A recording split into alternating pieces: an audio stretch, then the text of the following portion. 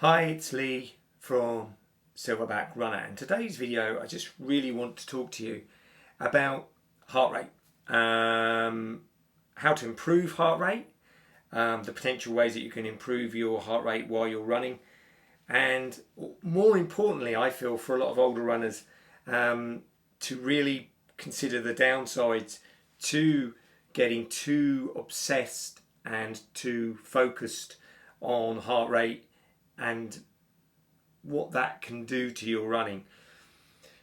Broadly, heart rate on the surface looks a great metric to train with, because basically, particularly if you're doing any endurance sports, your heart is a muscle that, well, we've all got to have, and it's got to be in pretty good shape, and the less shape it's in, the less effective you will be as a runner. So you might be surprised to think, well, why wouldn't I use that as a metric? But we'll come to that in a moment.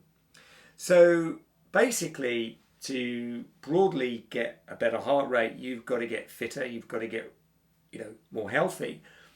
Now, but there are some caveats. One, your genetics, where that starts will be deemed one for your genetics. That has an impact. We all have a baseline on almost everything from heart rate to cholesterol, right the way through. Everybody has a different starting point on that scale. So you have to accept that. Habits obviously have a huge impact as well. So if you're fairly unhealthy at this point, and you're starting your journey, then pretty much your heart is going to be working a lot harder to get you moving. So your heart rate is going to be starting at a higher level.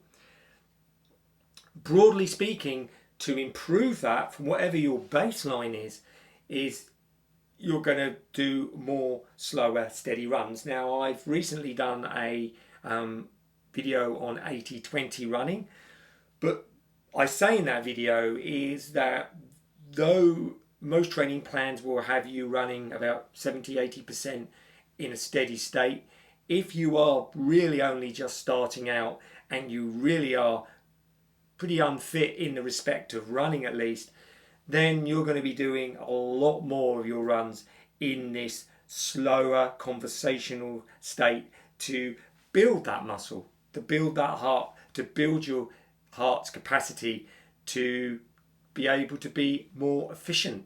Basically, it may even mean that you start out walking just to build. It's like any muscle. I mean, if I'm pretty skinny, if I go to the gym and I go and I look at the biggest weight I can lift, my muscles aren't ready for that yet.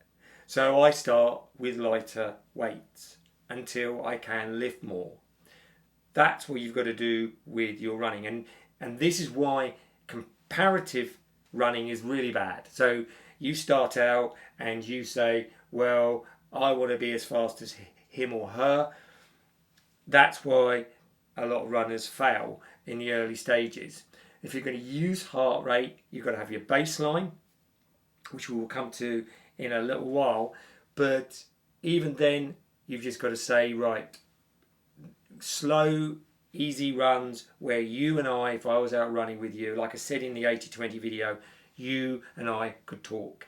If you're out of breath, you aren't in that zone. Even if you don't think you're running very fast, you've just then got to perhaps walk and run for a while until that you can continue a conversation and run, and that is a sign that your heart, your whole body, but your heart is getting stronger.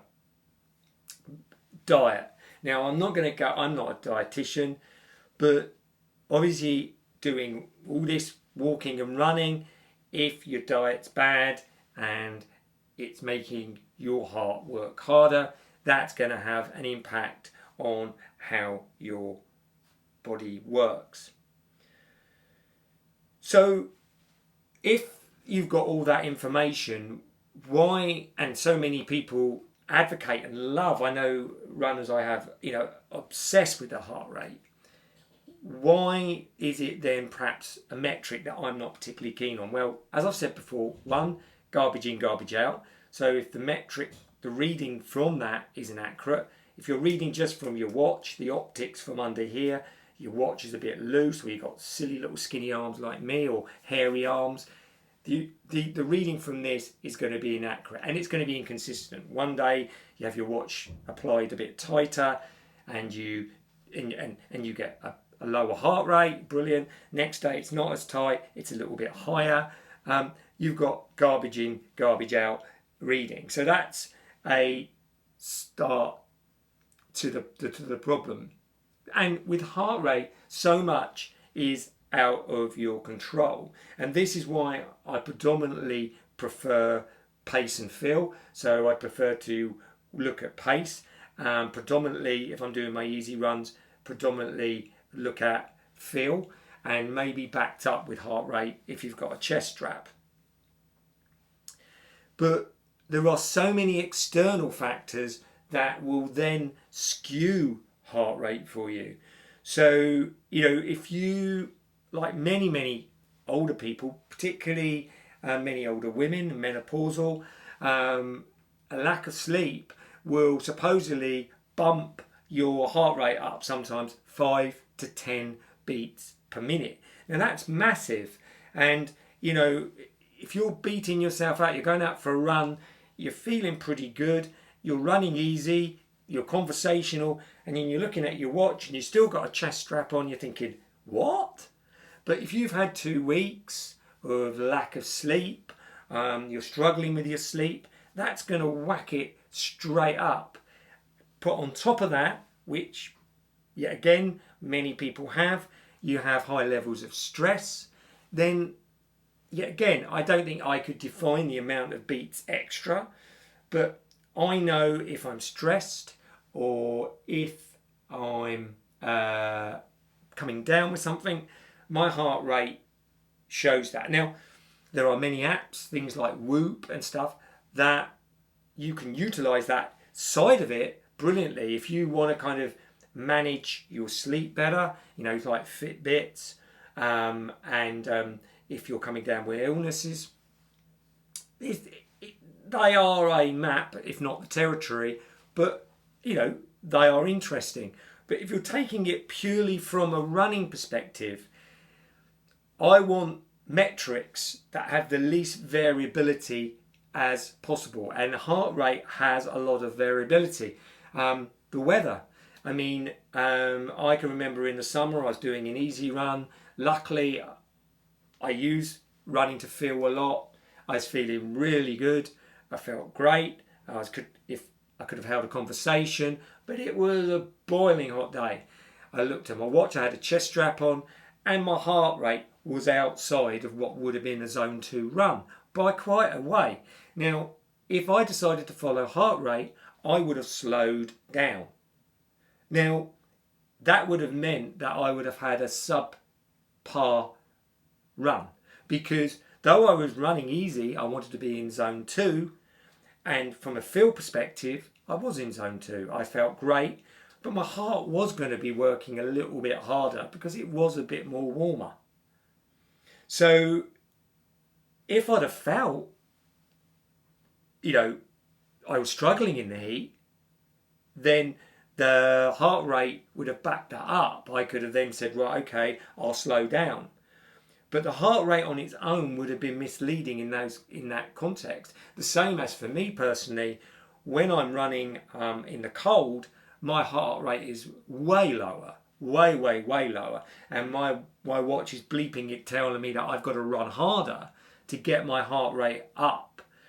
But then I would be running in a harder zone from an effort perspective and a pace perspective, but my heart rate is still low. So I acknowledge that, and I quite often I'll just wait for it to come up, which it does, because as I warm up, literally, so does my heart rate come up. So there's a lag time with heart rate, which means quite often that if you follow it too closely, you're chasing it. So one of my coaching runners the other day said to me, his heart rate was low when he was going up a hill, and then when he was coming down the hill, it was up. He logically expected it the other way round, which it would be, but it was the lag time between the two that was odd, you know. So it took his time for his heart rate to get up as he went up the hill, and then it took him time for his heart rate to come down when he was coming down the hill. However, if he ran it on effort, he'd have known it was more effort going up the hill, and he had known it was less effort going down the hill. And he'd have obviously been able to see that he could run probably slower up the hill, but he could run faster down the hill with similar or less effort. That's logical when you say it out loud, but if you start to get totally tied into heart rate, then that would completely skew those things. You know, dehydration has a massive impact on heart rate. Yet again, you could argue that it would be a good warning sign that you're getting dehydrated on a hot day. And I wouldn't say I wouldn't use it, but what I'm saying is when you look at all these variables, lack of sleep, stress, caffeine, weather, dehydration, it means that it's going to be very variable to run with every day. So what I always suggest, and I suggested in the 80-20 video, is that you run more to feel and pace. If you do use heart rate, use it more on your easy runs, but only as a backup. So, I know you've got all these ways of calculating your zones in heart rate, and I know we do it for our runners, so they've got their zones for heart rate as well. But it's fairly arbitrary and it's not totally accurate. Whereas, as I've said before, running to feel is always accurate because you know what easy feels like. You know what a little bit less than easy feels like. You know what running at your top speed for a minute feels like, be it a zone 5 feels like. You know, and you can then use pace to kind of confirm that. Whereas you can, on your easy runs, you can use your kind of perceived effort, and then if you've got a chest strap or something, you can kind of see, yeah, I'm there or thereabouts with my heart rate. And then if the variable factors I've mentioned earlier in this video are in play, then you can kind of override it. So if you know your heart rate is a little bit higher, but it's hot and you feel great, and you know that, you know, it's just, then you can say, okay, I'm going to continue at this pace because I feel great. If you feel tired, like I said earlier, then pull it back, because there is some evidence then from the feedback your body's giving you and the heart rate that you might be beginning to struggle. So yeah, then pull it back. But that means that you are in control of your running. Your heart rate monitor isn't controlling you.